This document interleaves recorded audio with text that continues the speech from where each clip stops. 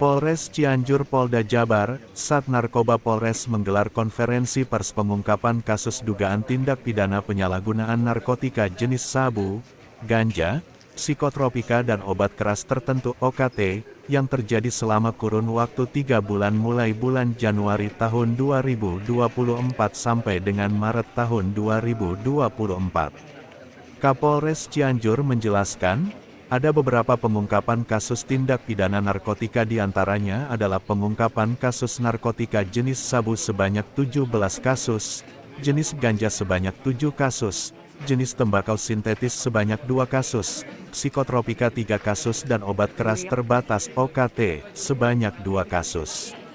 Selain itu, petugas juga mengamankan barang bukti hasil operasi pekat diantaranya ribuan botol miras hasil ops pekat.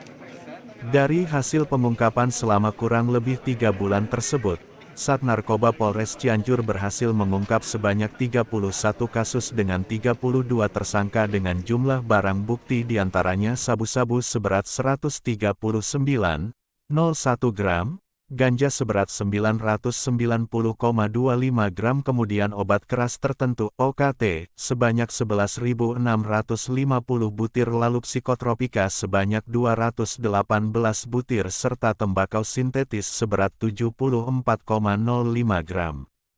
Ucap Kapolres Cianjur saat memimpin konferensi pers di Mapolres Cianjur. Para tersangka dijerat pasal yang pertama untuk kasus ganja pasal 114 ayat 1, Jo pasal 111 ayat 1 Undang-Undang Rino. 35 tahun 2009 tentang narkotika dengan ancaman pidana penjara 5 tahun penjara dan maksima 12 tahun penjara. Kemudian untuk kasus sabu akan dijerat dengan pasal 114 ayat 1 dan ayat 2, Jo pasal 112 ayat 1 dan ayat 2 UU Rino.